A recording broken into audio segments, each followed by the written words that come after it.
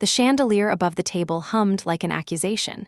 Every crystal flickered in rhythm with the lies hanging in the air. My family had always been good at pretending that everything was fine. Perfect silverware, pressed napkins, polite laughter, all the armor money could buy. I sat across from my brother, Andrew, watching the way he spun his wine glass between his fingers. It was the same rhythm he used when giving speeches. Calculated, confident, rehearsed. He was the kind of man who looked straight through you when he talked, as if you were a line in a script that didn't need emotion, just delivery. Mother smiled beside him, her pearls catching the light.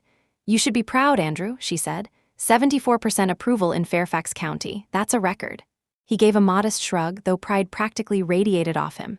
"It's all teamwork," he replied. "People just want leadership they can trust." I wanted to laugh. Trust. That word had been buried somewhere between Kandahar and Ridgepoint.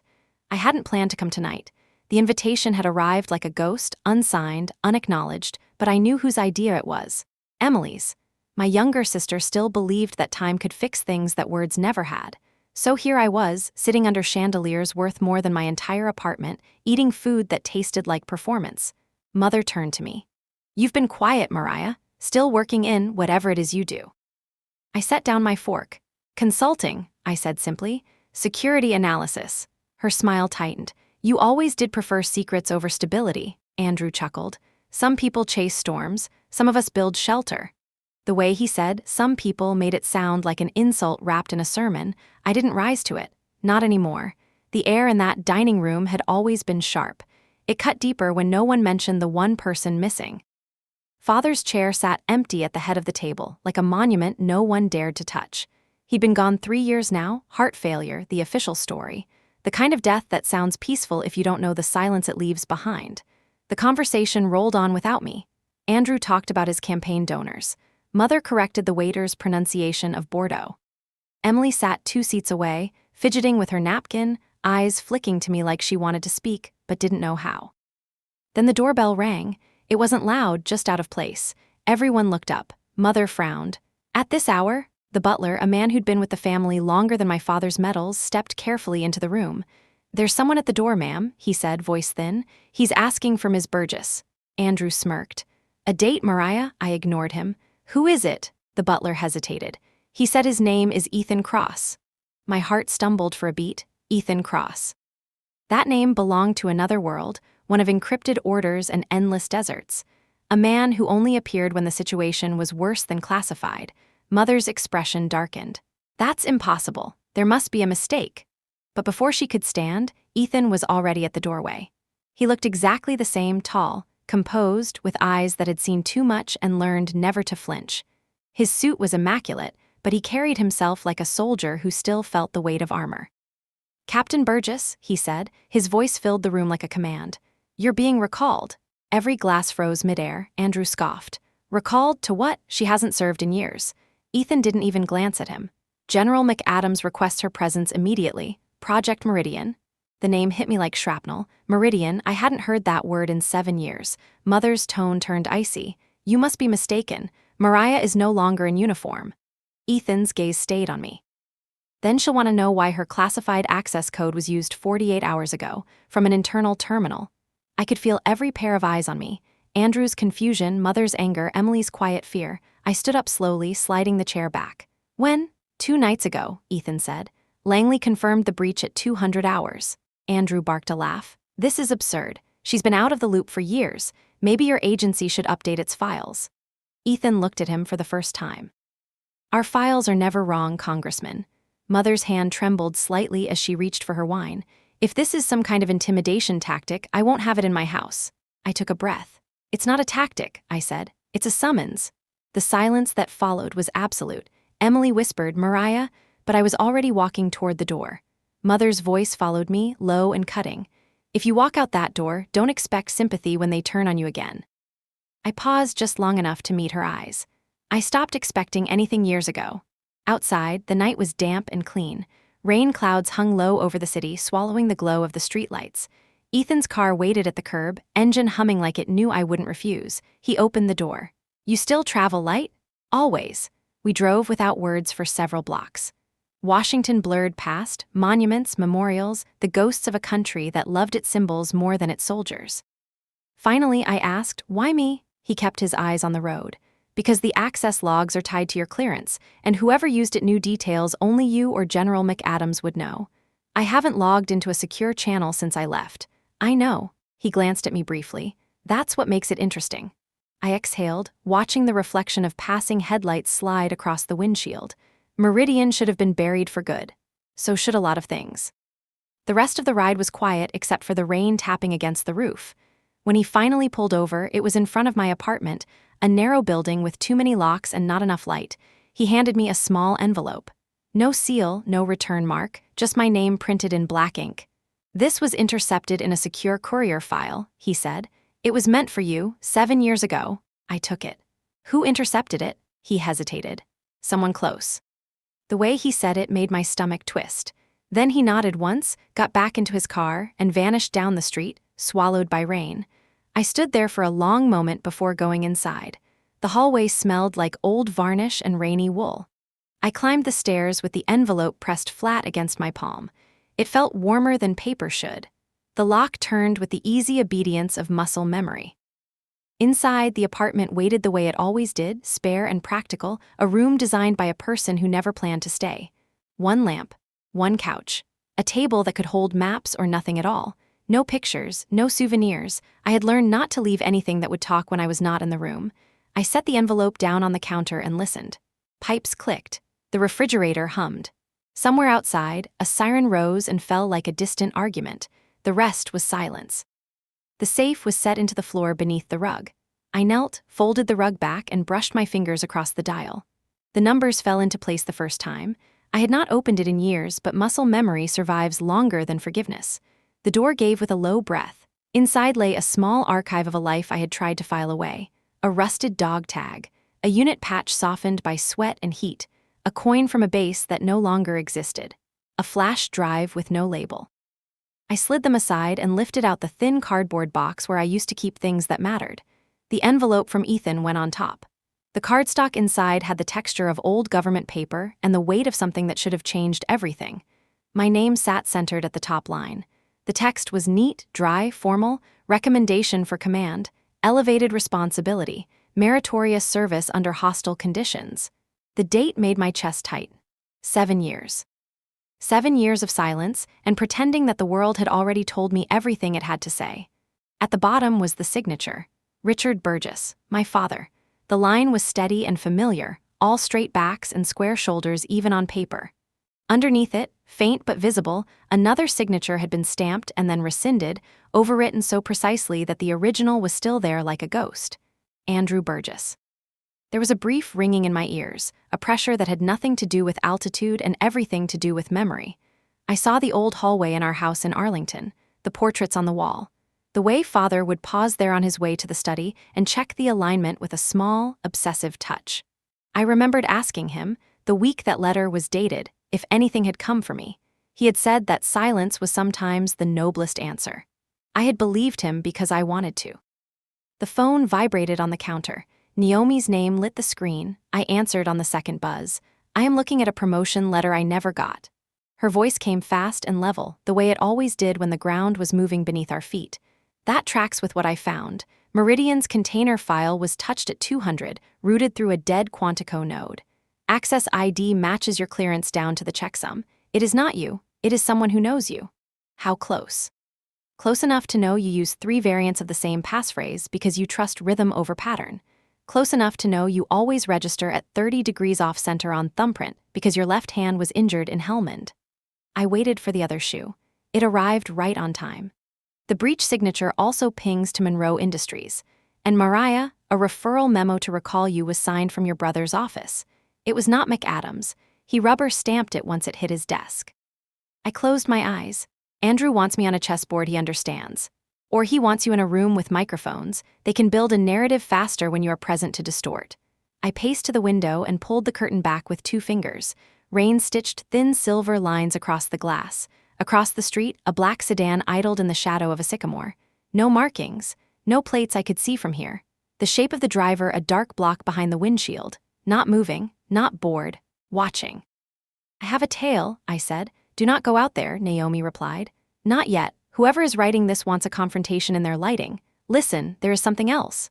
Her voice flattened, which meant she was about to tell me something that would leave a mark.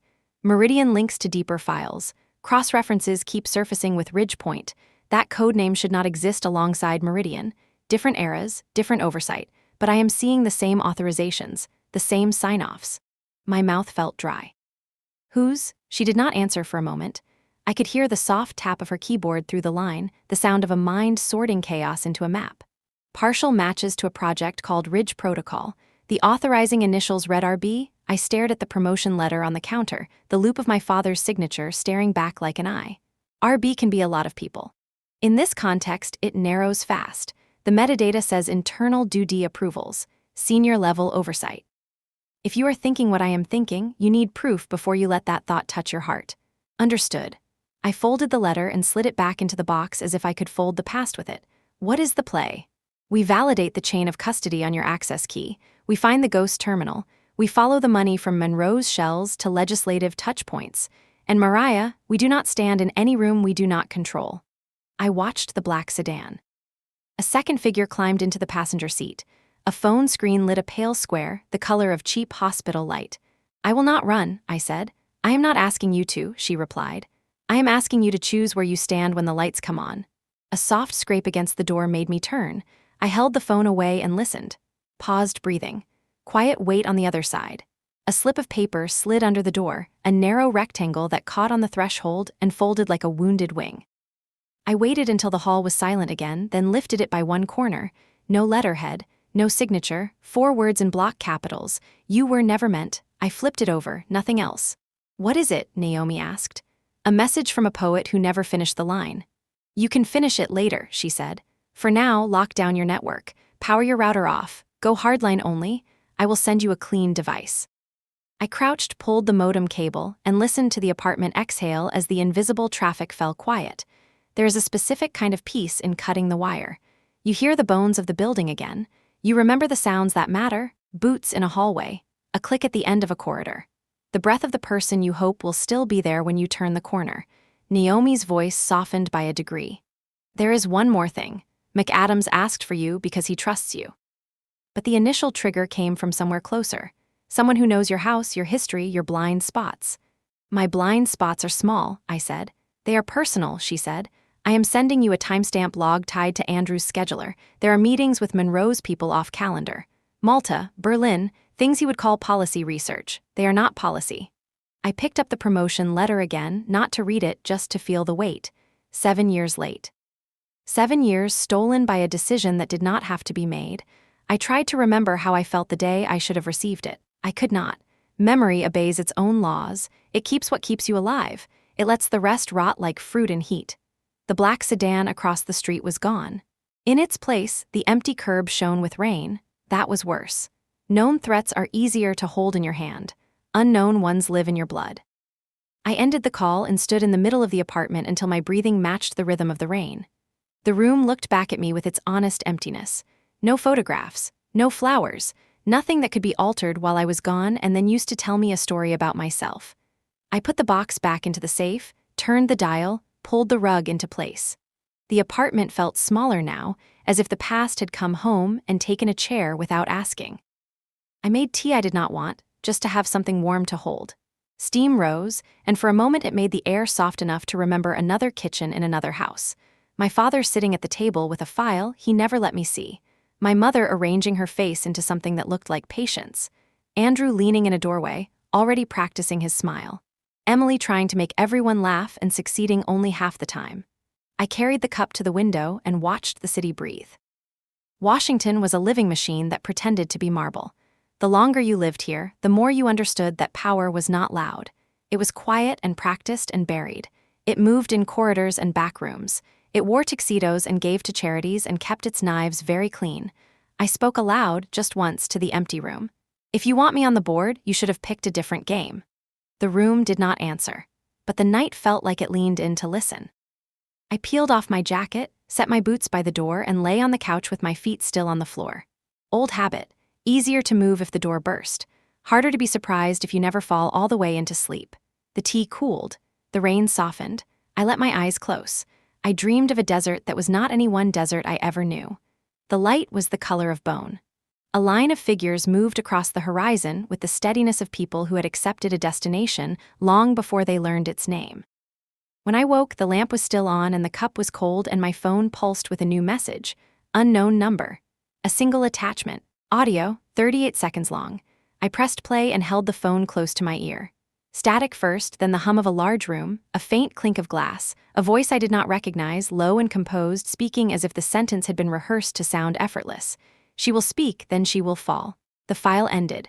No time stamp. No location tag, just those 8 words.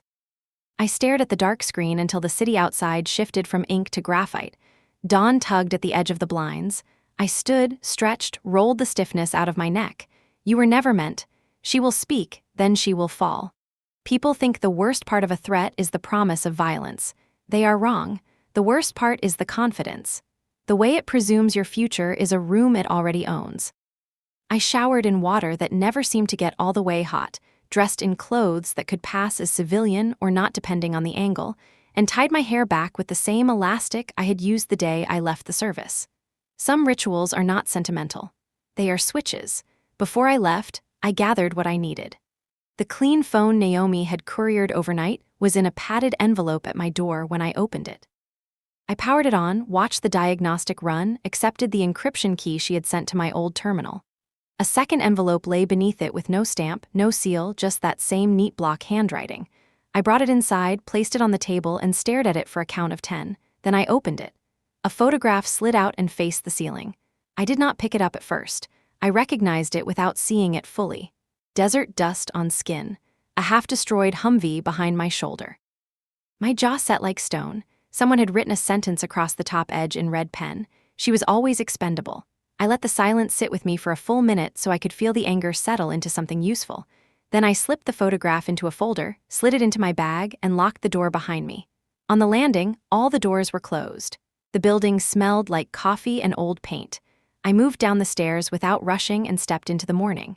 The street was washed clean. The air tasted like wet iron. No sedan, no watchers that wanted to be seen.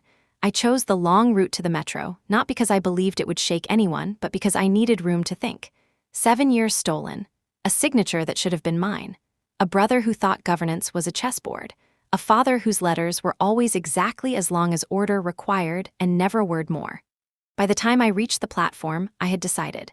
There would be no more rooms where I did not know the exits. No more documents that arrived only when they could no longer do the good they were written to do. No more waiting to be recalled to the life someone else chose for me. The train arrived, doors sliding open with a whisper. I stepped in and let the city carry me forward. Somewhere above ground, Andrew would be smoothing a tie. Somewhere behind a tinted window, Monroe would be smiling for a camera. Somewhere that still had not shown its face, a voice would be preparing the next sentence. Let them prepare. I was done being written. When the train burst into daylight between stations, the window became a mirror. My reflection looked back, steady and small against the speed of the world. I lifted my chin a fraction and held my own gaze. I said a single word to the glass and to the person behind it, the one who had learned to be very quiet and very persistent. Enough. I did not know yet that the first real clue would be waiting behind a mirror 2 floors above the marble lobby of a congressional office. I did not know that the numbers 7, 14, 16 would still unlock what they were never meant to.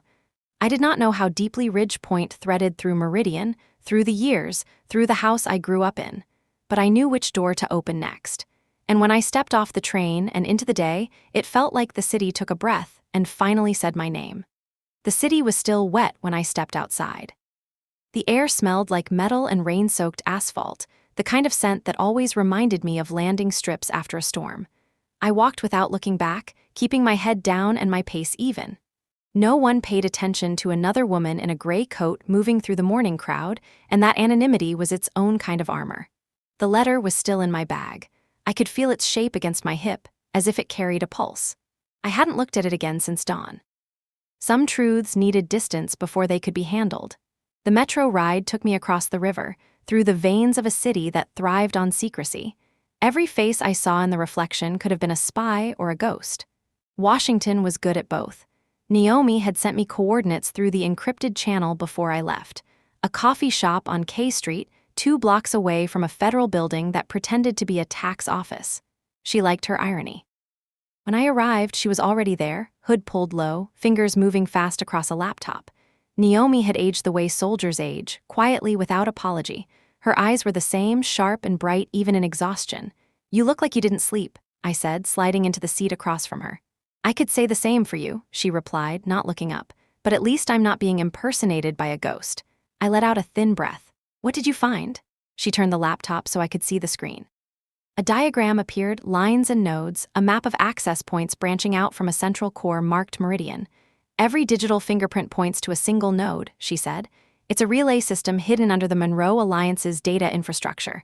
Whoever breached the file used that relay as cover. But here's the thing, Monroe didn't build it. It's too old, too military." "Ridge Point?" I asked. She nodded slowly. "And look at this." She zoomed in. One of the subnodes was tagged with a serial number that made my stomach twist. RB071416, the same numbers that opened my father's safe. Naomi watched me. "You recognize it." "It was his service ID," I said quietly. "Richard Burgess, my father."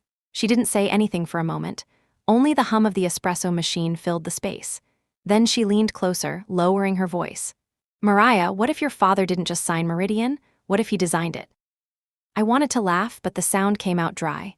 "He wouldn't have done that." Wouldn't or could? The question hung there, heavy and dangerous. My father had believed in order, in loyalty. He used to tell us that the country needed people who followed orders even when it hurt. I used to think he was talking about me. Now I wasn't sure. Naomi closed the laptop. "You said there was a promotion letter. I need to see it." I hesitated but reached into my bag. The paper unfolded like a wound reopening. She read it quickly, eyes scanning the page until they stopped at the signatures. "Your brother overwrote it." "I know. Do you know why?" I shook my head. "He said it was for the family, for reputation, for politics. Pick a reason." Naomi leaned back, rubbing her temples. "Andrew's been deep in Monroe's pockets for years, but this is different. It's personal. If Ridge Point and Meridian are connected, then your family name is the bridge." "I didn't ask for that bridge," I said. "I know," she said softly, "but you're standing on it whether you want to or not." The waitress passed by, refilling our cups. Naomi stirred hers once as if the motion could make sense of what she'd just said. "I traced the ghost terminal," she went on. "It's in the Department of Defense Archives, sub-basement level 4. Only high-level clearance gets you in. I can spoof the entry log, but you'll need a physical access key." My father's credentials expired when he died. Naomi's expression didn't change. "Then you'll have to borrow someone else." I knew what she meant before she said it. "Andrew." "Exactly. He's got senior oversight in the Defense Committee. He'll have a pass that works." I stared into my coffee. The surface rippled slightly with every passing car outside. "You're asking me to steal from my brother."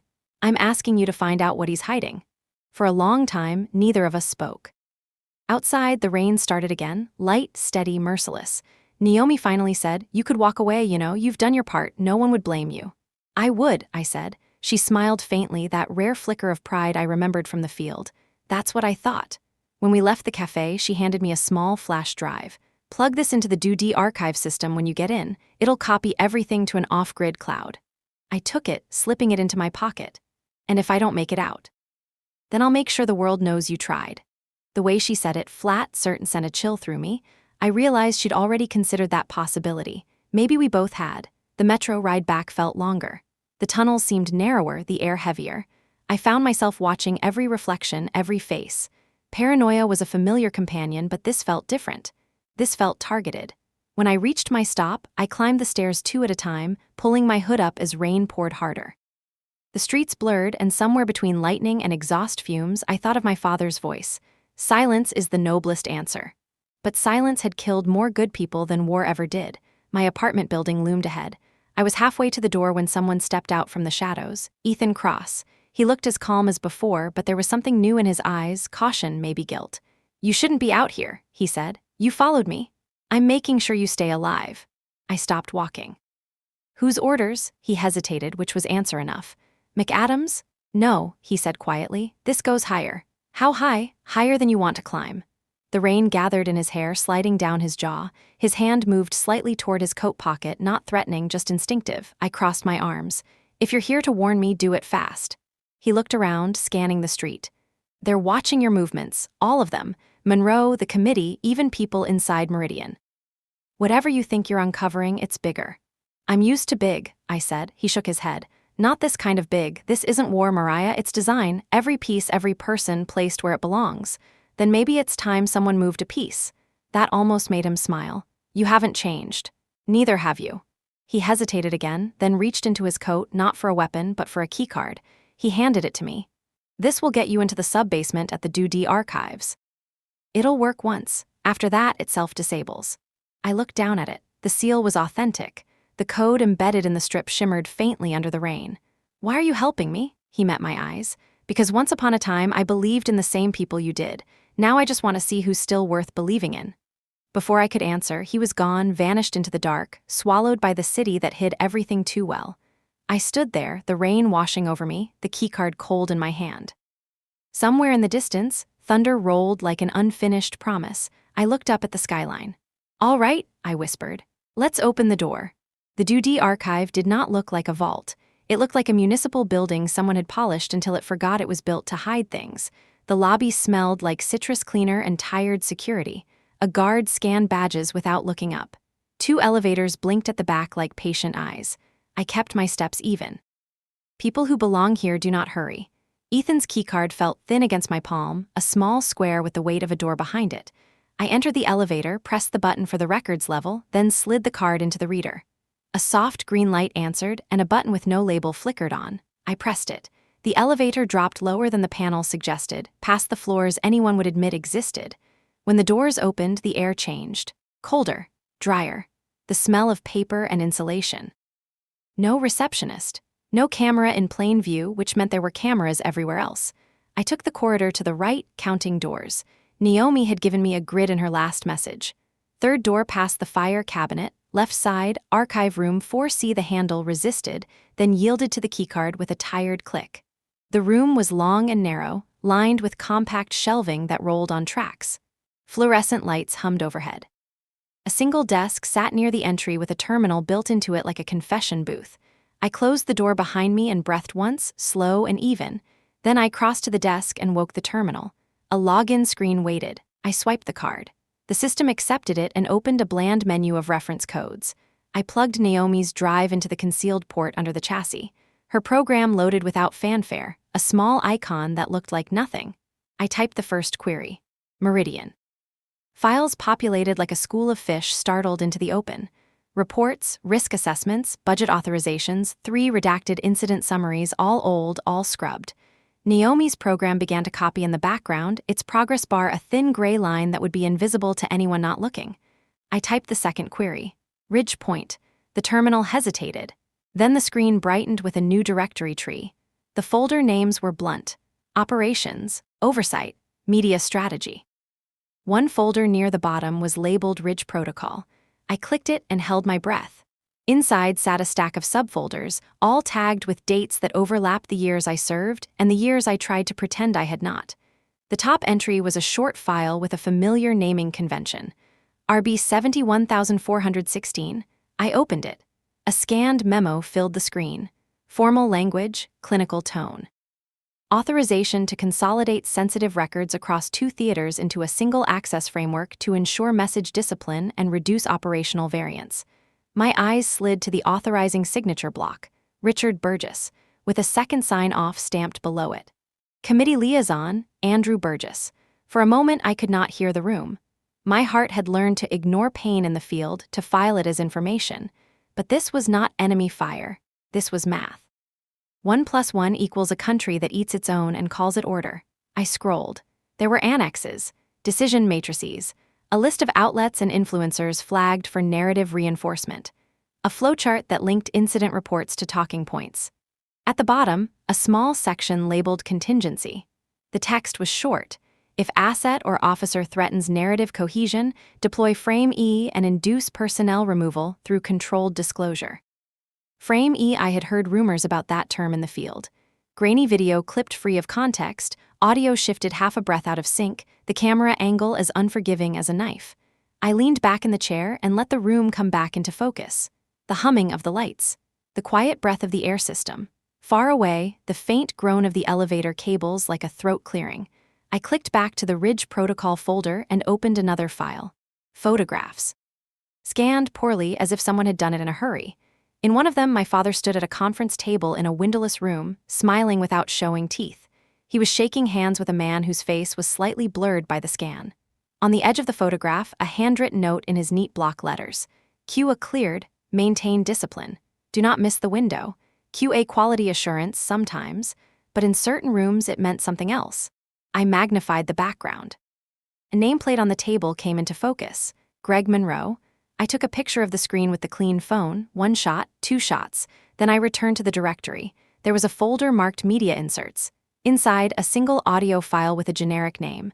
I clicked it and turned the speaker down to almost nothing. A familiar room hum. Glass against wood. A male voice, level and confident. She will speak, then she will fall. The same file I had received overnight. I checked the metadata. Location blank.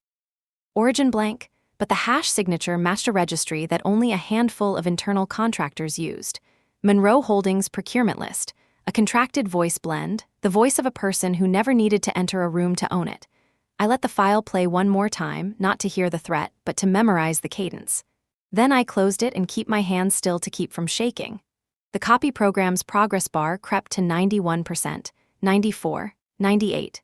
Finished. The icon vanished as if it had never been there. I removed the drive and tucked it into the seam of my jacket where no quick pat-down would find it. When I turned from the desk, I froze. The hair on my arms lifted before my mind reached the meaning.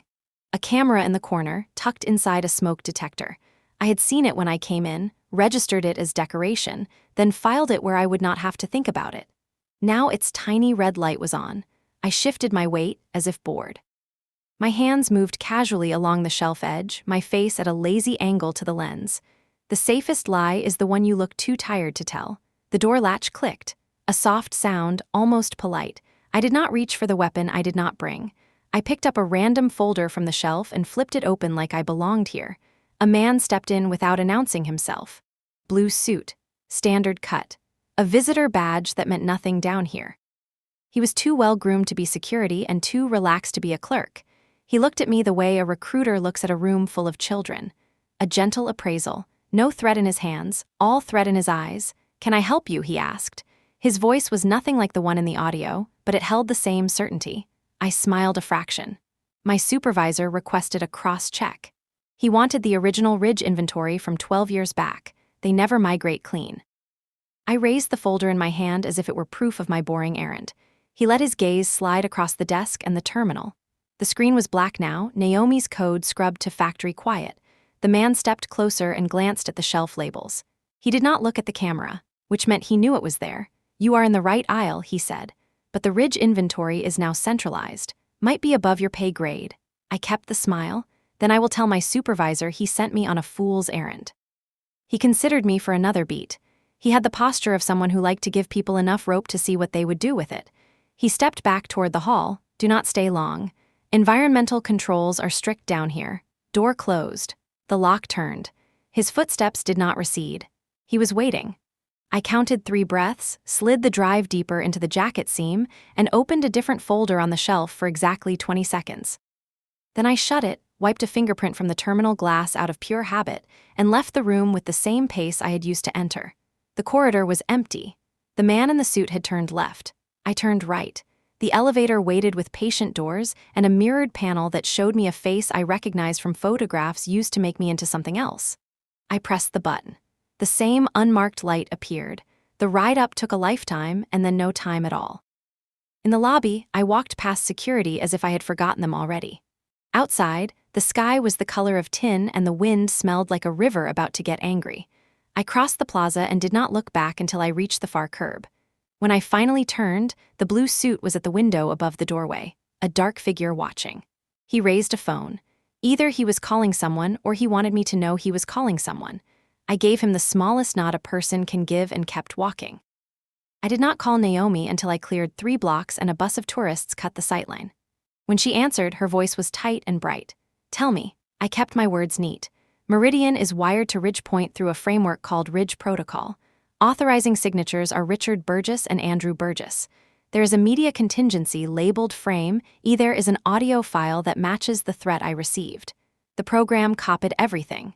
She breathed out, a small sound that could have been relief or grief. There it is, the architecture. The word made something hard settle where anger had been fizzing. A plan, a design, not chaos, not a mistake. A hand that placed pieces and waited for gravity to do the rest. Naomi's tone shifted. There will be heat on you now. Get off the grid. And Mariah, I am sending a location. It is not my lab, it is neutral ground. Who is there? A pause. A friend of a friend. Someone Elia's trusted. The streetlights shivered on despite the afternoon. The first drops of a new rain dotted the sidewalk like Morse code. I checked the time. Andrew would be in his office now, saying the word integrity with that calm clarity he used when he wanted to bend truth into something that smiled for cameras. I turned toward the metro, then stopped. A bank window reflected my shape and the city behind me. I stood there for a count of 5 and studied the face in the glass. Steady eyes, a jaw that had learned patience the hard way.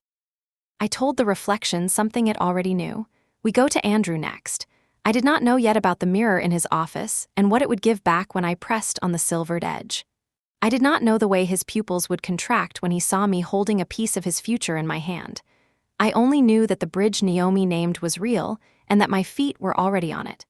The rain thickened.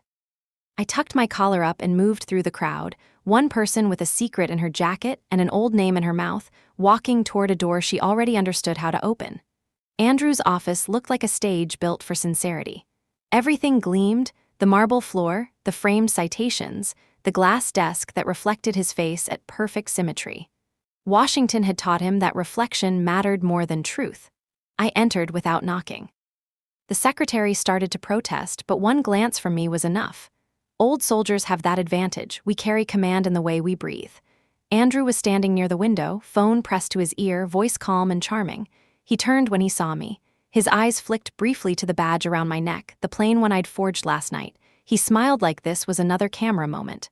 "Mariah," he said, ending his call with practiced grace. "You look tired. Sleep is overrated." He gestured to the chair opposite his desk. "Then sit. Tell me why the Department of Defense called me this morning asking about your clearance. Apparently, you've been busy." I took the chair but didn't sit back. "You tell me. You signed off on my recall." His smile didn't falter, but his eyes sharpened. "Someone had to make sure you weren't in trouble. You've always been a magnet for chaos." "Is that what you call what happened to Father?" That landed, just barely. His jaw tightened, the faintest muscle twitch at the corner. "Don't start with that again. The man was ill." I reached into my jacket and placed the photograph from the file on his desk. The image of our father shaking hands with Greg Monroe stared up between us. "I found this in the archives," I said. "Do you want to tell me what Ridge Protocol really is?" Andrew didn't touch the photo. "You've been looking in places you don't belong. And you've been hiding in places you shouldn't." He laughed softly, leaning back. "You've always had a flair for drama, but you don't understand how this city works, Mariah. Power isn't about who's right, it's about who gets to decide what right means." I leaned forward. "You mean Monroe decides?" He hesitated, then said, "Monroe is a friend of the family. He's been generous to the campaign, that's all. You signed the same files Father did. Ridge Protocol isn't politics, it's manipulation. A military framework for controlling public narrative." "You both built it, didn't you?" His expression cooled completely. "Watch your tone. Or what, you'll file a report." He stood, palms flat on the glass. "You think you've seen the world, but you're still naive. Father understood what had to be done. He believed in order, in control. He wanted stability, not chaos. Everything he built, everything I've protected is for that." "He believed in control," I said quietly. "Not truth." Andrew's voice dropped.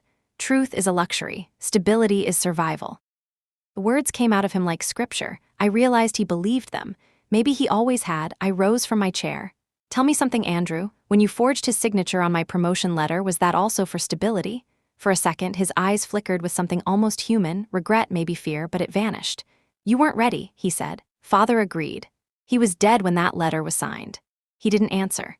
The silence was enough. I turned toward the door, but his voice followed me. "You're not a hero, Mariah. You're a variable, and variables get removed." I paused just long enough to look back at him. "Then you should have learned by now, variables don't disappear. They change the equation."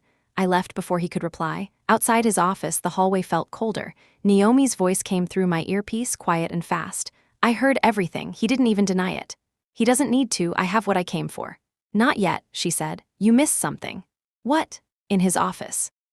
There's a mirror on the left wall behind the desk. Check it before you leave the building." I stopped walking. The mirror, I'd seen it, a tall, ornate rectangle framed in brass. It had looked decorative, too pristine for a room full of policy dust. I turned back. Naomi, I whispered, why the mirror? Infrared scan from the building's blueprint shows an anomaly behind it, like a second space. A hidden room. I waited until the secretary looked away, then slipped back into the office. Andrew was gone, probably on his way to another meeting about ethics and image. The mirror loomed in the half-light, reflecting me and the city skyline behind. Up close, I could see faint edges where the frame met the wall, too clean, too precise. I pressed my fingers against the glass. It gave slightly, like there was a gap. A magnetic lock, same design used in covert storage units. Naomi murmured in my ear, "You still have the drive?" "Yes." "Use the edge strip. It emits a low-frequency pulse. Should trigger the release." I slid the flash drive from my pocket and held it against the base of the mirror. A soft click echoed. The glass shifted, swinging outward on a hidden hinge, behind it darkness. I took a breath and stepped inside. The air was colder here, metallic and stale. The space was barely larger than a closet. Inside were 3 shelves, a small monitor, and a wall safe. On the shelf lay stacks of printed dossiers sealed with the Department of Defense insignia. Each folder bore a name and a red classification stripe. At the top of the pile, Meridian personnel. I opened it. My name was first on the list, and beneath it a handwritten note in my father's exact script. Variable E, observe and redirect as necessary. Variable E, frame E, everything connected. I pulled out my phone and started photographing the files. Halfway through, the monitor flickered on by itself. A security feed appeared, grainy footage of Andrew's office, time-stamped 5 minutes ago. It showed him returning, standing before the mirror, phone at his ear. He was saying my name. Then, as if he could see me through the camera, he said quietly, "She's in." The feed cut to black. For half a heartbeat, I could not move. The screen stayed black, but I could still hear the faint electrical buzz it left behind, like static humming inside my chest. My breath caught between disbelief and something colder, recognition. Andrew's voice. "She's in." But the timestamp at the corner of the footage wasn't from 5 minutes ago. It was from yesterday. That realization hit like a blow. The footage wasn't live, it was a message. A recording planted there for me to find. They had known I would come. "Naomi," I whispered, keeping my voice low. "The feed was recorded, they set this up." Her voice crackled in my earpiece. "Get out of there. Now." I stuffed the flash drive into my pocket and turned, but before I could move, the lights in the hidden room cut off. Pitch black, the door behind the mirror began to seal itself with a mechanical hiss. I lunged forward, hitting the glass hard with my shoulder. It didn't budge. "Naomi," I hissed. "The door's closing." Her voice snapped through the static. "Override lock bottom right of the panel, 15 seconds before full seal." I dropped to one knee, my fingers searching along the cold wall. There, a recessed button barely the size of a coin. I pressed it. Nothing. The mirror finished sealing shut, trapping me in complete darkness. The air grew tight, metal contracting. A faint hum built under the floor, ventilation reversing direction. "They're purging the room," Naomi said, her voice barely holding steady. "Code 2 flush. You have maybe 90 seconds before you lose consciousness." "Copy." I pulled my multi-tool from my pocket, pried at the base of the vent grid. The screws came loose faster than they should have, maintenance negligence or fate, I didn't care which. Cold air spilled out, sharp with chemical tang. I crawled inside, pulling the panel shut behind me. The shaft was narrow, forcing me to move with elbows and knees, metal biting into skin. The noise of the purge filled the space behind me, a roaring vacuum sucking at the air like a beast trying to drag me back. I kept moving until I found the maintenance hatch. A small red lever gleamed faintly under my light. I twisted it. The hatch opened into a service corridor.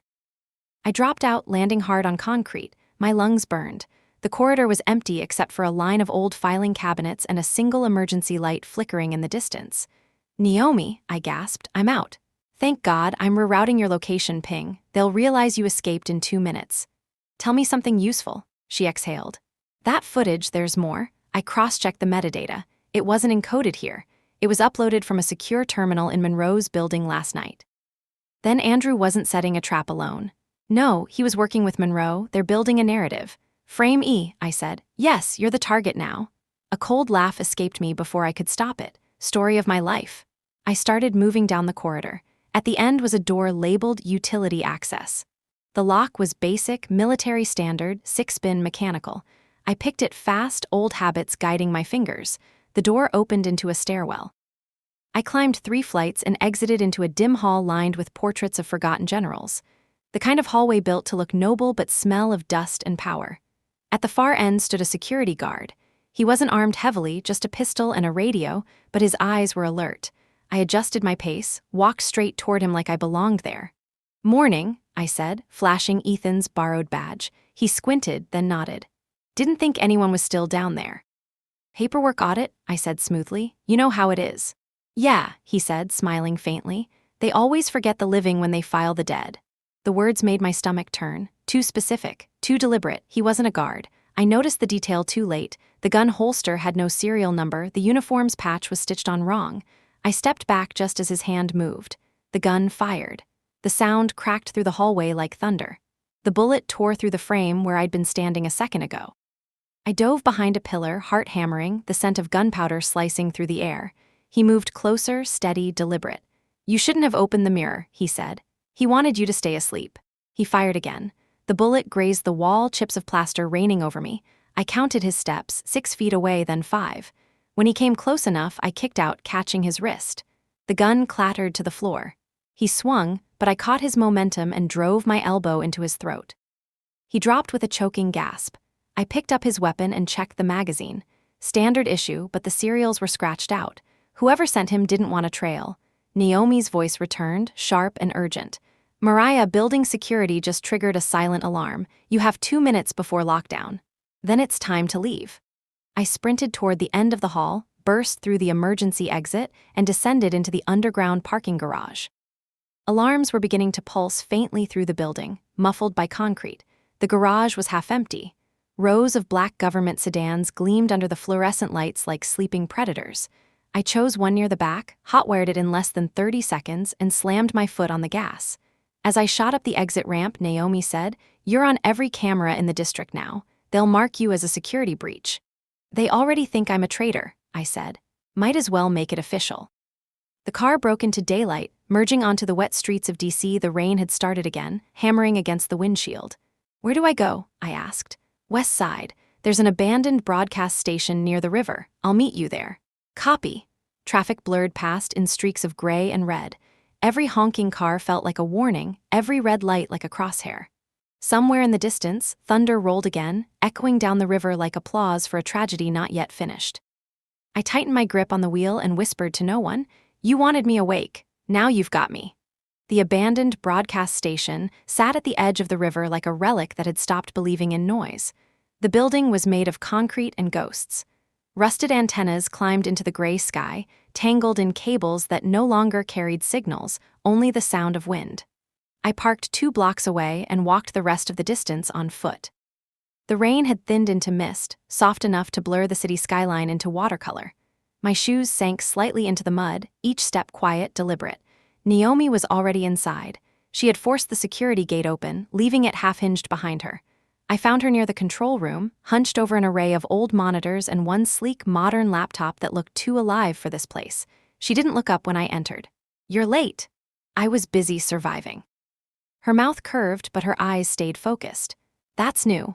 I dropped the flash drive on the table. "Everything's on it. Ridge Protocol, Meridian, the contingency files, including one that makes me question everything we ever believed." Naomi inserted the drive, fingers moving fast. The screen lit up with code, line after line unraveling like an artery bleeding data.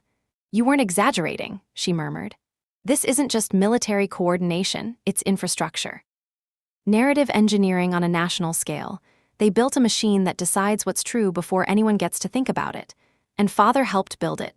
She stopped typing. "You're sure?" I pointed at the folder marked Ridge Protocol, Origin Charter. Signed and dated, his name, his authorization, his handwriting. Naomi leaned back. "So the architect existed before Monroe ever took the chair." "The architect?" I echoed. "It's a code name that keeps repeating in the metadata." The first project lead was designated architect. Later files replace it with coordinator. The signatures change, but the initials stay the same. "RB," I said quietly. "Yes." I felt the air leave my lungs. My father's initials, Richard Burgess. Naomi clicked through more folders. One file opened to reveal a series of digital memos labeled Architect Personal Log. The most recent was dated 2 weeks before his supposed death. She glanced at me. "You should read this." I nodded. My fingers hesitated over the keyboard, then pressed enter. The screen filled with words written in the clipped, formal tone my father used when emotion was a luxury. "The program must outlive its creators. Truth is volatile. Humanity requires structure. The architect's task is not to control minds, but to align chaos toward order. If this is my last entry, understand that I have given my family a burden disguised as safety. They will hate me for it, but they will live. I stared at the words until they blurred. Naomi said nothing, letting the silence fill the room like thick smoke. He knew, I said finally. He knew what he was building. She nodded slowly. And he knew what it would cost. I closed the file. This doesn't sound like a dead man's entry. Naomi looked at me, understanding dawning in her eyes. You think he's alive? I didn't answer. I didn't have to. She started typing again, pulling up geolocation data embedded in the document's metadata. The coordinates pointed somewhere off the grid, northern Montana, near a place called Ridge Point Facility 7. Jesus, she whispered. He left a trail. Not a trail, I said. A message. I stood and paced the room, the floorboards creaking beneath me. All this time, Andrew's been protecting something he didn't build. Monroe's been funding it. But father designed it. Maybe he never died at all. Naomi's hands stilled on the keyboard. Mariah, if that's true, he's been hiding for almost a decade. You don't just vanish from the defense network unless you want to. He didn't vanish, I said. He recoded himself. She gave me a sharp look. Meaning? Meaning the architect didn't die. He went underground. He became the machine. Before Naomi could respond, one of the old analog monitors in the corner flickered on by itself. The screen filled with static, then an image, a face distorted by interference, voice filtered through layers of encryption. It was Andrew. Mariah, his voice said, calm and clear.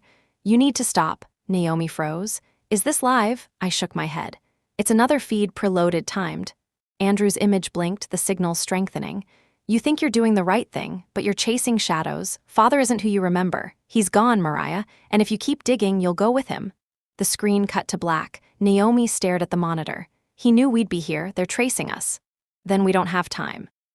I unplugged the flash drive, grabbed my coat, and looked toward the door.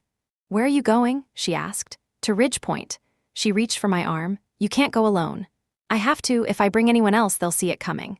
Mariah, think if he's alive, he's not the same man you knew. I paused. Neither am I. The air between us felt heavier than before, too full of things we didn't say. She finally nodded and handed me a folded piece of paper.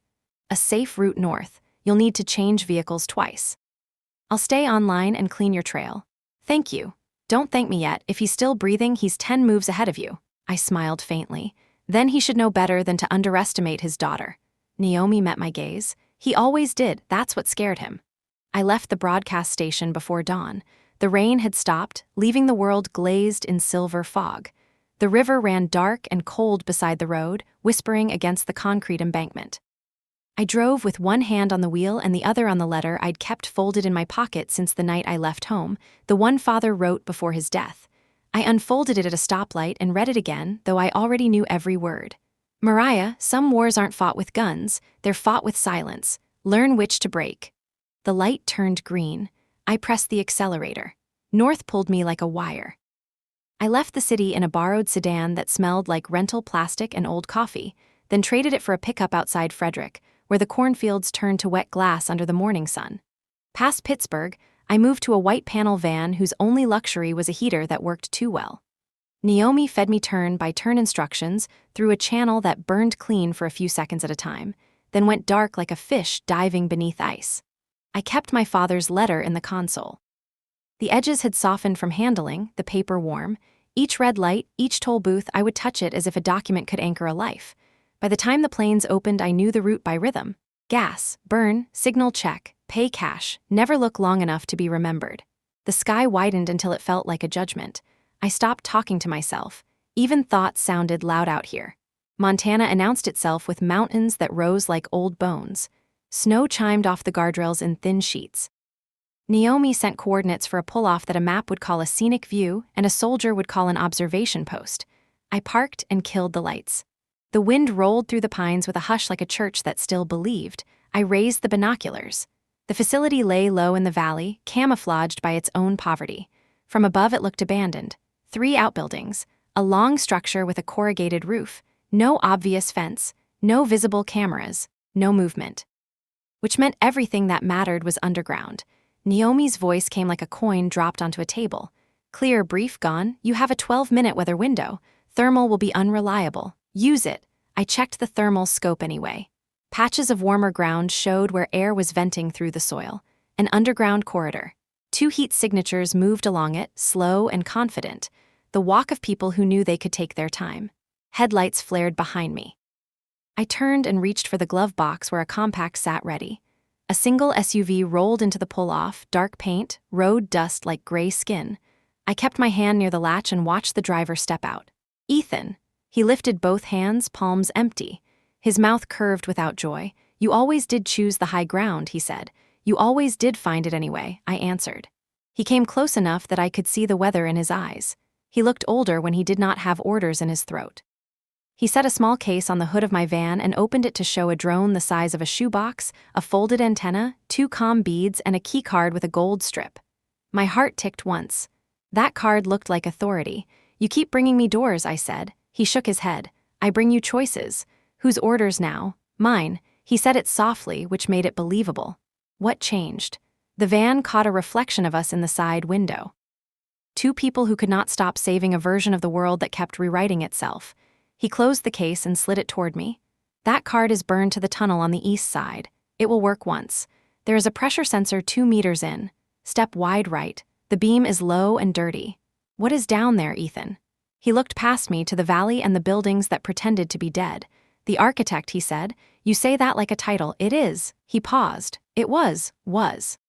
He let the silence hold for 3 beats. Then he said something that changed the temperature of the air between us. "Your father did not die in his bed, Mariah. He retired on paper and walked himself into this valley." I heard myself ask the next question with a voice that sounded older than I felt. "Why?" Ethan took a step closer, so close I could see the tired lines the city had not given him. "Because he believed the country needed a gardener more than it needed a general. Because he thought truth was a weed that grew too fast. Because he was wrong in a way that looks right if you stand far enough away." I wanted to be angry at him for saying it so clean. Instead, I let the words land where they belonged. Inside the part of me that had always known my father loved order more than he loved anything he could not control. Naomi's voice came back, thinner now, frayed by distance. "Movement in the north corridor. 2 to 3. Your window is closing." Ethan lifted the small drone and snapped its wings open. He set it on the gravel and sent it up with a whisper. The screen on his wrist lit with a grainy aerial view. He passed me the feed. 2 heat marks at the eastern service door. 1 steps out. A pause, a hand signal. The door shuts again. He watched me as I watched them. "You do not have to go in," he said. "That is not true," I said. He nodded like a man who had rehearsed that answer. We went down on foot through trees that had learned to bend with the wind rather than break for it. We stopped at the edge of a clearing. The door was set into a berm that looked like hill and felt like steel. The key slot glowed a patient green. I held the card. It felt warmer than the air. I slid it in and listened for the tone. It came, a small affirmative, the kind of sound that ordinary buildings make when they decide you belong. The door gave under my hand. The corridor inside was narrow and painted the color of a question. My breath bounced back off the concrete in short echoes. There is a certain kind of quiet that only exists underground. It is not peace. It is a lid. 2 turns, 1 right, 1 left, and we reached a junction with a keypad that had been polished by years of clean fingers. Ethan looked at me. "I know 1 code," he said. "It is an old one. If it works, we keep walking. If it does not, we run." He entered 71,416. The light went from red to white. I exhaled without meaning to. He glanced at me. "It is not as clever as they believe," he said. The hallway opened into a room that could have been a chapel if the screens had been altars. Workstations lined 3 walls. Maps of news cycles rotated through windows with colored bands. A table in the middle held a simple box with a brass clasp. No one was here. No coffee cups, no jackets. Just that box waiting like a test. Naomi came through the bead, a whisper walking. "I have your internal ping. You have 2 floors below. Motion on the far stair. You have maybe 3 minutes." I opened the box. Inside lay a stack of index cards in my father's precise hand. Not memos, not orders. Puzzles. Little riddles of meaning and message. Each card had 2 columns. On the left, a phrase. On the right, an outlet and a name. I read one aloud. "Stability is sacrifice. Pair with Sunday feature." Tagline, "Bring them home." Ethan went still. He knew what this meant just as I did. My father had seeded phrases into friendly mouths for years. He wrote the sentences that would make the country feel safe about things that should have made it furious. The bottom card was different. The paper was heavier. The ink pressed deeper. 4 words, no outlet, no name, you were never meant. The same hand that had written the note shoved under my door. He had written it for me long before it arrived. Naomi again. You have company, 2 at the east doorway, 1 more headed for the junction. Cameras are live. I closed the box and slid the heavy card into my pocket. Then the room speakers crackled to life with a soft hum that turned my bones hollow. A voice came through. Calm, exact. The kind of voice that had shepherded 1,000 briefings without ever raising itself. Mariah. The sound filled the room and then my chest and then something older than either. It was my father's voice speaking my name in a tone that knew where the edges were. I did not trust my mouth. I forced it anyway. You are supposed to be dead. A small pause, a breath. Death is a useful story. People behave better around it. Ethan watched me without moving. He looked like a man standing very still near a cliff. Why did you build this? I asked. Because I learned what happens when truth is left to the market, he said. Because chaos is a luxury of peace. Because you were never meant for the world I saw coming. You wrote this sentence, I said. I held up the heavy card without thinking he could see it. You were never meant. His answer was very soft, not for less, for more. Footsteps moved in the corridor outside, unhurried. The voice continued, gentle as an instruction. Leave now, do not bring Naomi. Do not bring Ethan. This place can still save the country if you do not break it to punish me. I found my anger and set it down, careful as a tool. Saving the country is not the same as owning its breath. He sighed, and the sound was heartbreaking because it was human. I chose order over love. I accept the sentence. Ethan leaned close. We are out of time. The door at the far end whispered open. 2 figures filled the frame. They wore no insignia. That was the point. I was moving before my mind chose it. We took the side exit, cut through a maintenance corridor that smelled like cold metal and disinfectant, and ran up a stairwell that felt like climbing through a throat. At the top, a hatch led into a storage room lined with sealed crates. The air was warmer here, and for a moment I thought I could still hear my father's voice in the vents. We reached the outer door and stepped into late daylight that had turned from silver to iron. The valley held its breath. The pines looked like sentries that had sworn oaths to silence. Ethan pointed toward the tree line. He did not need words. We moved. At the ridge, I looked back and saw a small figure step into the open near the service door. He wore no coat. He did not raise his hand. He only looked up at the hill where he knew I was and stood as if this had always been the end of a long equation. The thermal scope painted him as a ghost of heat against cold ground. I lowered it because I wanted to see him with my eyes, not the machine's. I whispered one word that the wind took from my mouth and kept. Father. He did not answer. A second figure joined him then, taller, younger, moving with Andrew's signature precision. They spoke, heads inclined. The younger man turned and faced the ridge. Even at that distance, I knew the look on his face. It was the one he wore before every speech. The one that said the truth was a stage and he was ready for the lights. Naomi's voice returned, barely there. The gala has moved up, 48 hours. He's going to turn you into a story. I kept my eyes on the valley, then we will write a better one. The wind pressed cold fingers into my collar. The facility below us did not blink or breathe. But somewhere under the ground, a man I had loved and a man I had survived were shaping a last act. I put the heavy card back into my pocket like a promise and started down the other side of the ridge. The ridge fell behind me, swallowed by fog that smelled of wet pine and cold stone. Each step I took was deliberate, measured, because in the field I had learned that haste was a luxury for those who had nothing at stake. But this wasn't the field. This was home territory disguised as a war zone, and the stakes were the people I once loved, the city I once served, and a father I had believed dead. I checked the flash drive. Every file was intact, every audio clip, every scanned document. Ridge protocol, Meridian, Frame E, the messages, the coded instructions. The weight of it in my pocket reminded me that knowledge was more dangerous than bullets, and I had enough to fill a small arsenal of chaos. Naomi's voice came through the earpiece, clipped precise. Mariah, you need to move fast. Monroe's operatives are active in the valley. 2 eyes on your old route. They'll see vehicles, footprints, everything. I exhaled. Then we go old school. Footpaths, tree cover, river corridor. She gave a soft, almost imperceptible laugh. You always did prefer the scenic route. The river was icy, but the current was friendly, moving like it had purpose without the weight of memory. I followed its edge, ducking behind boulders, wading into the shallows where thermal imaging was confused by water and mist. My boots left shallow impressions, easily washed, easily lost. I checked the key card. It had served its purpose. The vault under Ridge Point facility was closed now, reset, ready to trap anyone who dared test it twice. That was fine. My goal had shifted. I didn't need the vault anymore. I needed answers. Minutes stretched into an hour. The sun broke weakly through the clouds, staining the mist gold. I climbed the bank on the other side of the river, heart hammering but steady. The forest opened into a field of low scrub, dry under the rain's recent touch.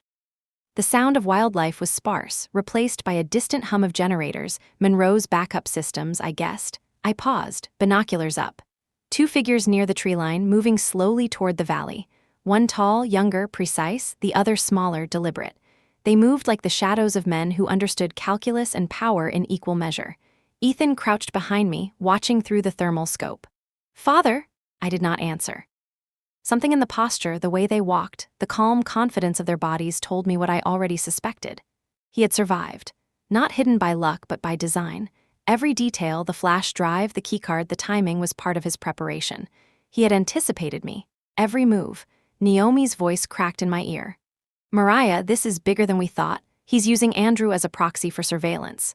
Frame E isn't just narrative control anymore, it's positioning every player for the endgame." The words sank like stones in a river. My father had not retired. He had rewritten the rules.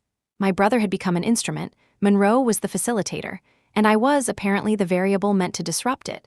I adjusted the binoculars. The figures paused. One looked up. My stomach sank. Even at this distance, I could feel the command in the gaze. Calculation, patience, strategy. A father I had once loved, a man I had grieved for, standing there as if death itself had been a lie. Ethan whispered, "We can't approach them head-on, not now." "I know." I shifted, eyes scanning the tree line. "We flank, we move quietly, we see what he's set up, then we decide." The smaller figure moved closer to a patch of tall grass. The taller one stayed central, surveying unhurried. This was a lesson. Every gesture, every pause, every glance was a calculation. Ridge Point had not been abandoned. It was active, alive, controlled by a man who had predicted my arrival. I crouched low. Ethan set the drone's wings, whispered a calibration code. The device lifted silently, hovering above us, sending back live thermal images. I studied the feed, noting every possible cover, every shadow, every heat signature. 30 seconds, Ethan murmured. "That's how long we have before the guards rotate." I nodded, heart steady, pulse controlled. 30 seconds to see the blueprint of deception, 30 seconds to uncover the threads my father had left unbroken. 30 seconds to understand that the man who had been dead was very much alive and fully in control. I took a deep breath. The mist rolled past my face, cold and sharp, smelling of pine and rain and something older, anticipation. The ridge behind us, the river beside us, the valley below, it all seemed suspended in time. Naomi's voice cut in, calm but tense. "The first clue is in the south bunker. That's where the original logs are kept. All the metadata for Ridge Protocol and Meridian were rooted there." I glanced at Ethan. He nodded. "Then we move." Step by step, we descended into the scrub, the mist swallowing our footprints. Every shadow could be a threat. Every tree could hide surveillance. I felt the weight of the flash drive, the letter, the memory of the mirror, the whispered voice of my father echoing in my mind. And somewhere deep down, I felt the thrill, the kind of thrill that comes before confronting a truth you never asked to see but always knew was waiting. The valley lay ahead, silent, massive, and deceptive. I stepped forward. The game had begun. The scrub gave way to a faint trail, just wide enough for two people walking single file. I moved first, Ethan close behind, drone hovering silently above us. The valley stretched open, deceptively calm. Every shadow felt deliberate, every patch of grass a potential hiding spot. My boots sank into wet soil, and I forced my breath into steady rhythm. Every instinct screamed that the smallest mistake here could be fatal. Ahead, a low bunker door peeked out from the hill, camouflaged with earth and moss. It had no markings, but I recognized the design from my father's files: reinforced steel, magnetic locks, and hidden vents for airflow. This was it, the south bunker. The original Ridge Protocol logs had to be here. I crouched at the edge of the vegetation, studying the heat signatures Ethan fed me from the drone. Two figures patrolled near the entrance. Both well-trained, moving in patterns that screamed calculation. Not guards, not contractors, but operatives who had internalized the terrain as if it were part of their body. I whispered, "We go low and fast. No engagement unless necessary." Ethan nodded. Thermal feed shows blind spots at the far left. One slip, they see everything. I slipped forward, low and silent, moving through the mist like a shadow stretched thin. The drone followed, its camera angles providing the coverage I couldn't afford to lose. Every nerve in my body screamed attention, but I forced calm. Step by step, breath by breath, I reached the wall of the bunker and traced the magnetic lock. Ethan crouched beside me. "Swipe the card," he murmured. I did. The green light blinked. A soft hiss announced the lock disengaging. We slipped inside. The bunker smelled of cold metal and dust, sterile and waiting. Racks of servers hummed softly, and a single terminal sat near the far wall. On the desk lay a stack of physical logs, yellowed but intact. I recognized the format immediately, my father's handwriting, precise, meticulous. I picked up the top folder. Ridge Protocol operational directives, annotated with notes in margins, some in pencil, some in red ink. Frame contingency plans. Flowcharts of influence, media channels, public perception manipulation. Everything meticulously planned, everything still active in the system. Ethan leaned closer. "She's alive," he said quietly, voice low. "Or she was. Whoever set this up, they anticipated your arrival." I didn't answer. My hands moved over the files, scanning names, codes, dates. And then I found it, one folder marked Architect Personal File. My heart skipped. This was it. The first clue that my father's death was a story written for someone else. I opened it. Inside were encrypted communications, personal logs, and photographs. One image stopped me cold. My father alive in a facility underground, reviewing logs that matched the ones I held. Not a ghost, not a memory, he was there. Watching, calculating, directing. Naomi's voice crackled. "Mariah, he's been using Andrew. Every move your brother made, every document he signed was guided. The architect. It was always your father." I swallowed hard. "So he's alive, and he planned this all along." "Yes," Naomi said, "and he left breadcrumbs. You just found the first. Be careful. Every file, every note, it's a test." I exhaled slowly, trying to let the reality settle. My father, the man I had mourned, the figure I had trusted and hated, had orchestrated this from the shadows. I felt a surge of anger, betrayal, but also clarity. The game wasn't about punishment, it was about proving endurance, intelligence, and resolve. Ethan tapped the terminal. "We can copy what we need, but you have to move fast, they'll notice the breach." I grabbed the folders, slipping the flash drive into the terminal. The files transferred slowly, methodically. Every second, I felt the weight of what I carried. The documents weren't just proof, they were a map of manipulation, a portrait of control, and a warning that the architect's reach extended beyond the valley, beyond Monroe, beyond Andrew. The drone signaled motion near the entrance. Too late. The figures outside were moving in patterns I had seen before. They weren't just patrolling, they were sweeping, herding anyone inside toward the door. "Time," Ethan said. "We need to exfiltrate now." I tucked the folders into my pack. "I know." We moved through the ventilation corridor, narrow, suffocating, but familiar. My father's systems were precise, built by a man who believed in control above all else. Every tunnel, every lock, every path had been designed to guide or trap. I followed the route Naomi had verified, feeling the building's pulse in the metal under my fingertips. We emerged into the trees above the valley. The facility below was still active, but distant, contained. I could hear faint machinery hum, generators, the mechanical rhythm of control. My father's voice echoed in my mind in those carefully crafted files. "Some wars are fought without bullets. Some truths are lethal when known." Ethan glanced at me. "What now?" I looked down at the valley, the facility, the ridge, the river, the forest. I realized the first twist had solidified. My father wasn't just alive, he was the architect, the mastermind, and the unseen force behind every move we had uncovered. I tightened my grip on the folders. "We follow the breadcrumbs," I said, "and then we write the ending." The wind pressed cold into my collar. Somewhere in the valley, the man I had loved, feared, and mourned was still shaping the game, and I had just taken my first real step onto his board. The gala was everything I remembered about Washington at its most polished and poisonous. Chandeliers glowing like sun through amber, walls lined with art meant to impress, not inspire, and people in suits and gowns moving like they were part of a choreography only they understood. Cameras everywhere, microphones hidden like tiny spiders. Everyone smiling, no one honest. I stepped out of the car, adjusting the hem of my dress. The black was simple, elegant, deliberate. Nothing to attract attention, but everything to command it if I chose. Naomi had done her magic. Security logs showed my name as an invited guest, verified through Andrew's clearance. Monroe would see me, Andrew would see me, but no one would know what I held in my hands. Inside, laughter filled the air like perfume. Waiters moved silently, offering glasses of champagne that caught the light and reflected the greed in the room. Andrew was already speaking on a small stage, his smile perfect, his posture carved from years of practice. Monroe stood beside him, nodding, teeth showing, charm radiating like some kind of industrial hazard. I walked slowly through the crowd, every step deliberate. Conversations paused when cameras swung my way. I ignored them. My eyes sought only two targets: Andrew and the back entrance of the room where the AV control system sat, wired into the building's internal network. Naomi had hacked it hours ago. This was her station. She would feed the right footage at the right time. I reached a small alcove and whispered into my sleeve mic. "Ready?" Naomi's voice came, clipped and smooth. "Sequence in 3, 2, 1. The monitors behind Andrew flickered. A projection appeared on the wall behind him, showing footage he had no reason to believe existed. Monroe taking private calls with offshore operatives, Andrew's signature on falsified documents, and the red-stamped logs of Ridge Protocol showing the coordination of media manipulation. Gasps rippled through the room. The projection continued, seamless, showing the connection between Monroe and Andrew, the manipulation of public perception, the orchestration of Frame E to discredit anyone who questioned the narrative.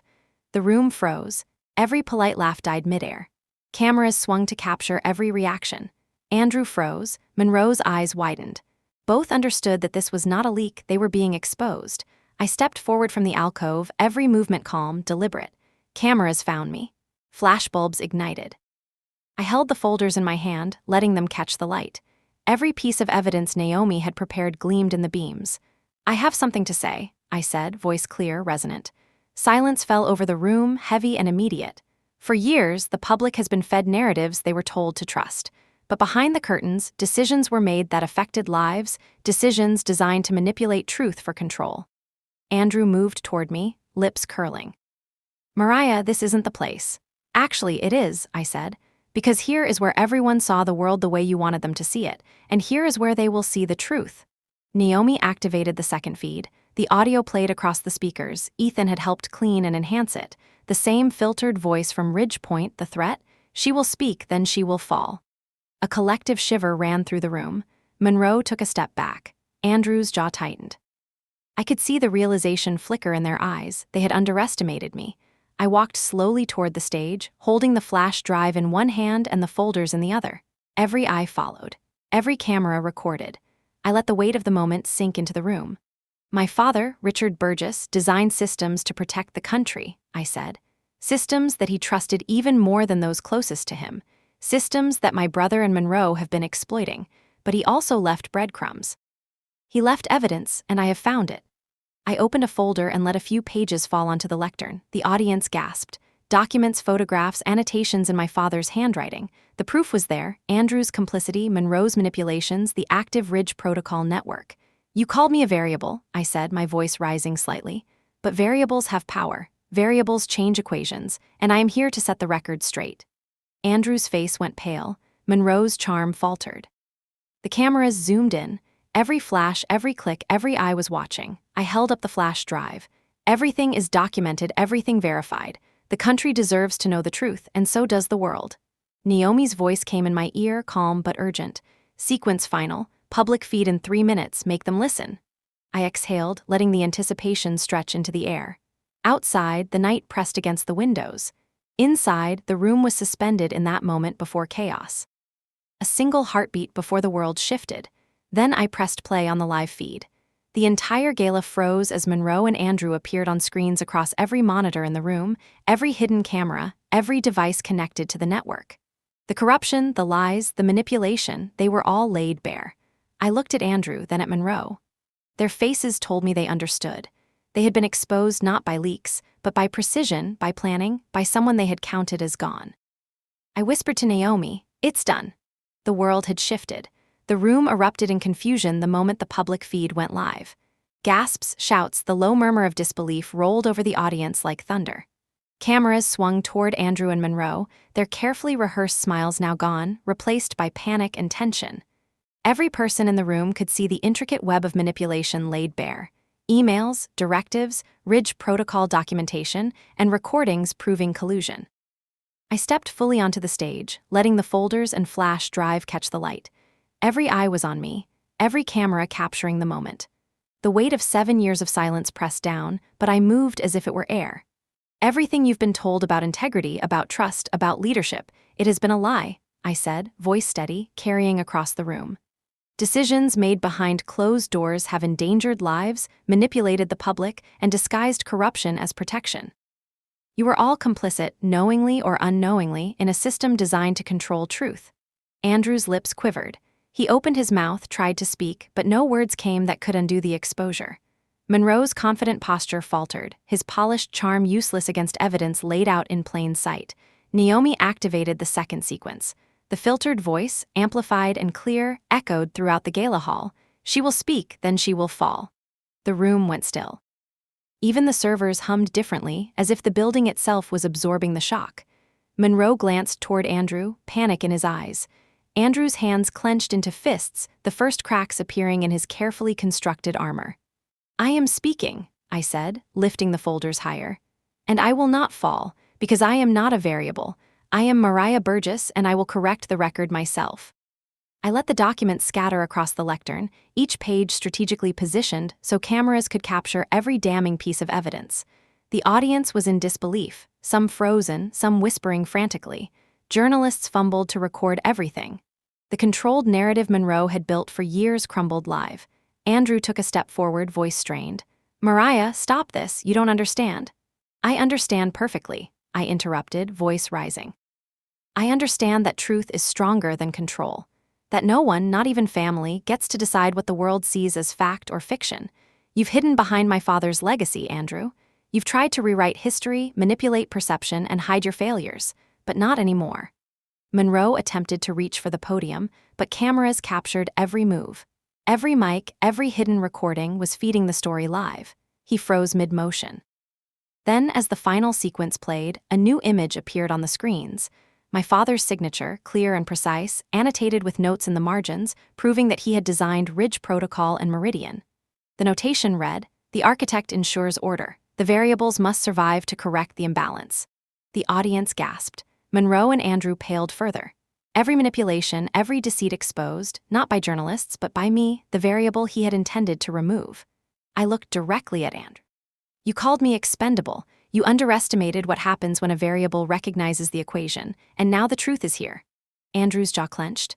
"Father, you don't understand," I cut him off. "No, you don't, and Monroe, your games are over. Every file, every audio, every falsified report, they are all public now. The world knows." Naomi whispered in my earpiece, calm but urgent. "Mariah, the feed is global. They're recording everything. The exposure is complete." I nodded, letting the gravity settle. The gala was no longer an event. It was the stage of revelation, and I was in full control. From the balcony, I could see the chaos unfold, security scrambling, politicians murmuring, journalists capturing every frame. The narrative Monroe had spent years controlling had imploded, and for the first time, I felt the weight of agency, not manipulation. I lifted the flash drive and the remaining folders one last time. "This is not revenge," I said. "This is accountability. This is what happens when truth refuses to stay silent." The cameras followed my movements, broadcasting the moment live across multiple networks. Andrew turned, pale and defeated, understanding finally that the era of control he had relied on was over. Monroe's charm, the calculated smiles, the networks of influence, they meant nothing against evidence and resolve.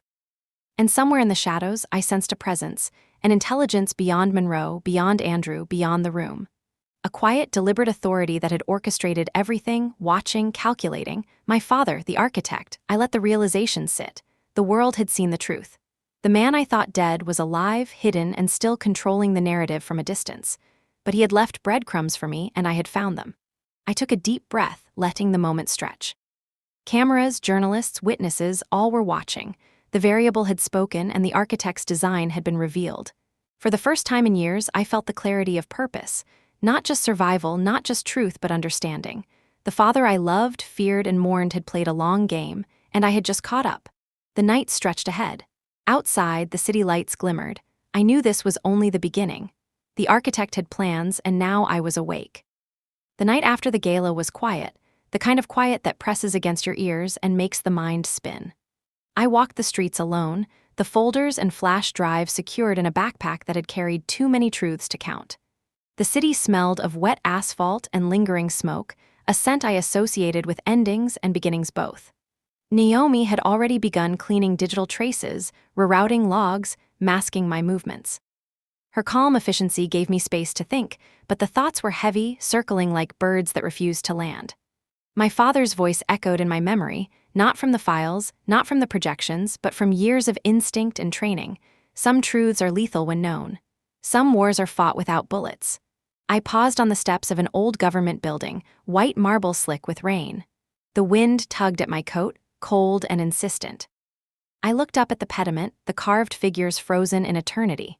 Somewhere between the stone and the fog, I felt the weight of what had just happened. The gala was over, but the consequences were just beginning.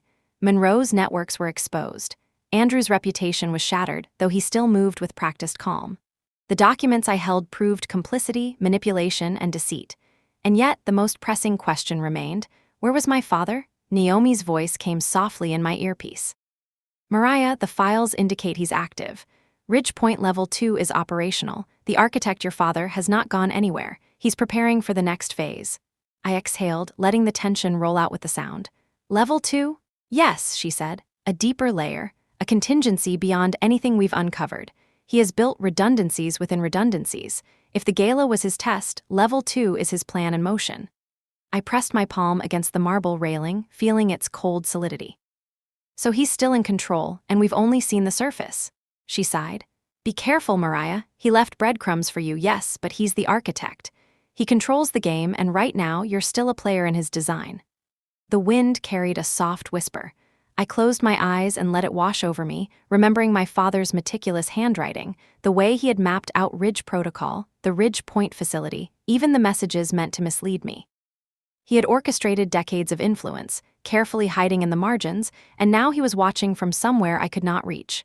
I opened my eyes and scanned the streets. The city slept uneasily, lights flickering, cars passing silently. I could feel the pulse of information flowing beneath, the networks, the connections, the hidden hands that moved like chess pieces. And somewhere my father waited, anticipating my next move. I made my way back to the car parked several blocks away, moving through alleys and side streets. Each step was deliberate, each movement calculated. I wasn't just surviving anymore, I was strategizing. My next steps had to be precise. The stakes were higher than ever. Once inside the car, I retrieved the flash drive and folders. I reviewed them briefly. The Ridge Protocol files, the frame contingency, the communications, every piece pointed to one conclusion. The architect had been one step ahead. Always, I set the folders beside me, letting the weight remind me of purpose. Naomi, I whispered into the earpiece, we need to plan. Level 2, Ridge Point, everything. Already working, she replied. I've traced communications, analyzed redundancies, and mapped potential safe entry points. But Mariah, her voice softened. You need to know something. Level 2 isn't just a contingency, it's a test, and the architect, he wants to see if you're ready. I pressed the accelerator. The engine hummed under my hands. The cityscape blurred past. Then I'll show him I am.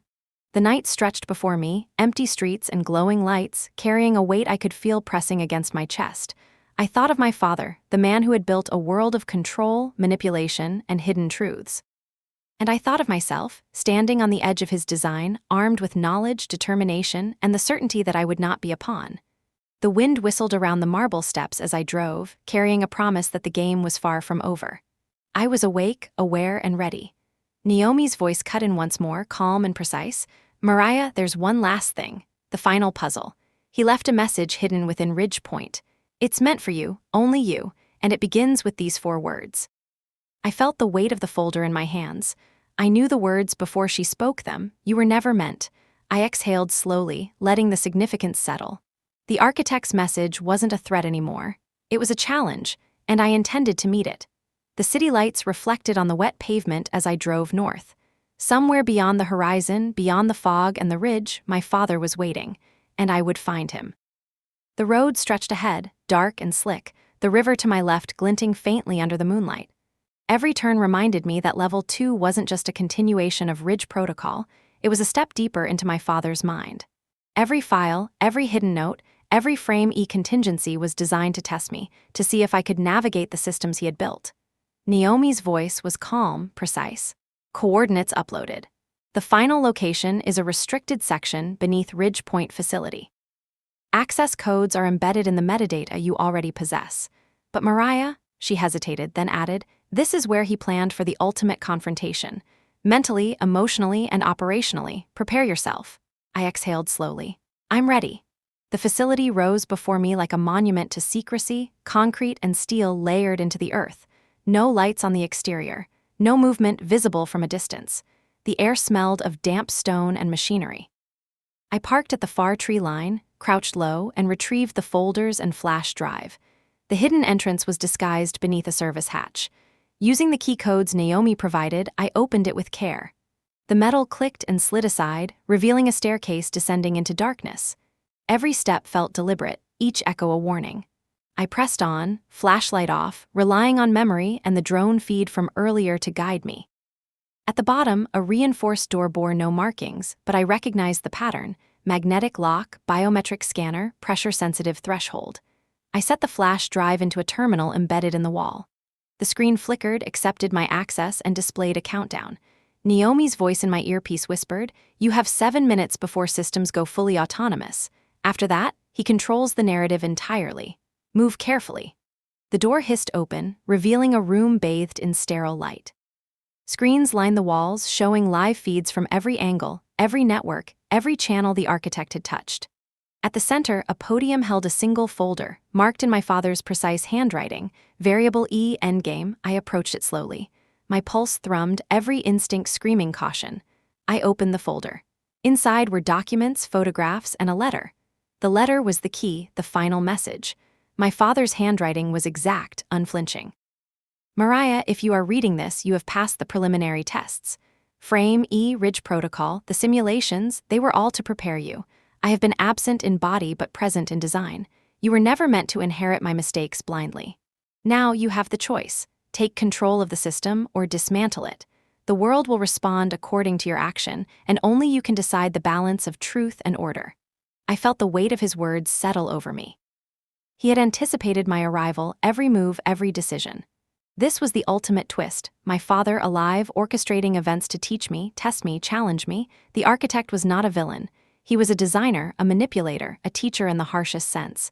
Naomi's voice broke through my thoughts. "Mariah, the systems are active. Security is still live. What's your move?" I folded the letter carefully, placing it in my bag. "We neutralize the immediate threats first. Then we decide whether to take control or dismantle everything. The architect left me a puzzle, and it's time to solve it." I glanced around the room. Every monitor, every terminal, every piece of Ridge Protocol data was now in my hands. I could rebuild it, expose it, or obliterate it. The choice was mine. Outside, the wind whispered through the facility vents like a chorus of forgotten warnings. I felt my father's presence, not literal, but in the design, in the logic, in the message left for me. He had tested me, challenged me, and now the final move was mine. I exhaled, letting the tension roll off. The night was still, heavy with possibility. I could feel the city beyond the walls, the networks pulsing, waiting. The architect had left his mark, but I had inherited the power to reshape it. And for the first time, I felt the clarity of destiny. The variable had become the force. I stepped toward the central terminal, ready to act. The game, as my father designed, had reached its conclusion. And the aftershock of Level 2 was only beginning.